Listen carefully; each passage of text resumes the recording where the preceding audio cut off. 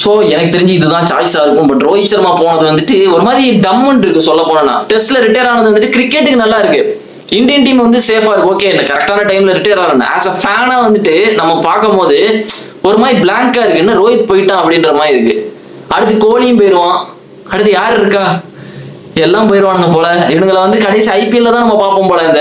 இந்த டோனி ஃபேன்ஸ் காத்திருக்கானுங்களா, டோனி எப்படா பார்ப்போம் ஐபிஎல் அப்படின்ற மாதிரி, அந்த மாதிரி தான் இருப்போம் போல. ரோஹித் விராட் கோலி எல்லாம் நம்ம பாக்குறதுக்கு இனிமேல் இவனுக்கு தான் போல. ஹர்திக் பாண்டியா, சுமன் கில், பும்ரா, இவனுங்க தான் நம்மளுடைய ஃபியூச்சர் போல. நல்லா தெரியுது. சுமன் கில்ல வந்துட்டு அதுக்கு தான் இப்போ வந்துட்டு கேப்டனா போட்டு எப்படியாவது அவனு ஒரு விராட் கோலி மாதிரி அந்த ஸ்டார் ஆக்குறாங்க உட்காந்துட்டு. நல்லா தெரியுது சுமன் கில்ல வந்துட்டு இப்ப ஸ்டார் ஆக்க தான் பாக்குறாங்க அப்படின்னு. விமன்ஸ் கிரஷ், அவனுக்கு கேர்ள் ஃபிரெண்டா இருக்கா, இப்ப இருக்கிற அந்த டாக்ஸிக் வேர்ல்டே வந்துட்டு வித்தியாசமா இருக்கு. அப்பெல்லாம் வந்து விராட் கோலி என்ன உங்களோட மைண்ட் செட் வந்து எப்படி வந்துட்டு நீங்க கிரிக்கெட்ல போக்கஸ்டா வச்சிருப்பீங்க அப்படின்னு கேட்பானுங்க. இப்ப என்னன்னா உனக்கு எவ்வளவு கேர்ள் ஃபிரெண்டுக்கு பூல் இருக்குன்னு கேட்டுட்டு இருப்பானுங்க உட்காந்து. நீங்க டேட் பண்றீங்களா, அதை